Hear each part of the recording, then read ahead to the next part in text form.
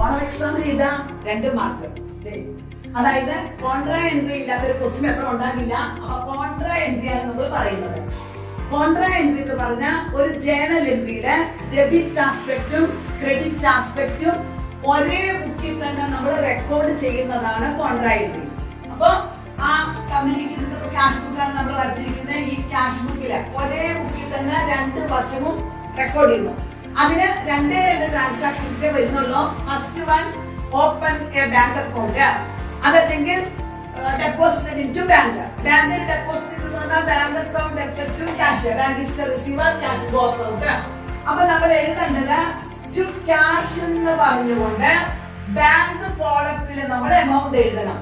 Ledger ഫോളിയോയിൽ നമ്മൾ C കൊടുക്കണം. അപ്പൊ തന്നെ നമ്മൾ ഇവിടെ എഴുതണം ബൈ ബാങ്ക് എന്ന് പറഞ്ഞുകൊണ്ട് ക്യാഷ് കോളത്തിൽ എമൗണ്ട് എഴുതണം. ലെഡ്ജർ ഫോളിയോയിൽ സി കൊടുക്കണം. Next contra entry withdraw cash from bank for office use. അപ്പൊ നമ്മൾ എഴുതണം ടു ബാങ്ക്. ബാങ്ക് എന്ന് എഴുതിക്കൊണ്ട് നമ്മള് ലെഡ്ജർ ഫോളിയോ കോളത്തിൽ സി കൊടുക്കുക. കോൺട്രാ എൻട്രി എന്നറിയാൻ ക്യാഷ് കോളത്തിൽ എമൗണ്ട് എഴുതണം. നെക്സ്റ്റ് നമ്മള് ക്യാഷ് എന്ന് എഴുതിക്കൊണ്ട് നമ്മള് ലെഡ്ജർ ഫോളിയോയിൽ സി കൊടുക്കുക. ബാങ്ക് കോളത്തിൽ എമൗണ്ട് എഴുതാം. അതായത് കോൺട്രാ എൻട്രിക്ക് നമ്മുടെ കോളം മാറ്റിയാണ് എമൗണ്ട് എഴുതുന്നത്. ക്യാഷ് എന്ന് എഴുതുമ്പോ ബാങ്ക് കോളം, ബാങ്ക് എന്ന് എഴുതുമ്പോ ക്യാഷ് കോളം. അപ്പൊ ഒരു ജേണൽ എൻട്രിയുടെ 2 വശവും ഒരേ ബുക്കിൽ തന്നെ വരുന്നതാണ് കോൺട്രാ എൻട്രി.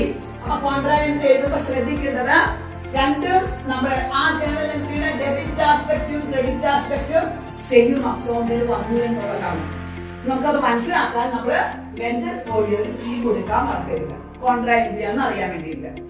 അതുപോലെ തന്നെ ഈ കേസും ബാങ്കിൽ നിന്ന് പിൻവലിക്കുന്ന കേസും ഇതുപോലെ തന്നെയാണ്. അതും നമുക്ക് ക്യാഷും ബാങ്കും ആണ് വരുന്നത്. അപ്പൊ ക്യാഷും ബാങ്കും വരുന്നതാണ് കോൺട്രാ എൻട്രി. മനസ്സിലായില്ലേ? അപ്പൊ കോൺട്രാ എൻട്രിക്ക് ഇനി ഡൗട്ട് വരരുത്. 2 കേസ് കോൺട്രാ എൻട്രി ഉള്ളൂ. ക്യാഷും ബാങ്കും വരുന്ന 2 കേസാണ് ഇത് രണ്ടും. അപ്പൊ എക്സാമിന് തെറ്റിക്കില്ല എന്ന് ഉറപ്പാക്കിക്കൊണ്ട് നെക്സ്റ്റ് ക്ലാസ്സുമായിട്ട് അടുത്ത ദിവസം വരാം.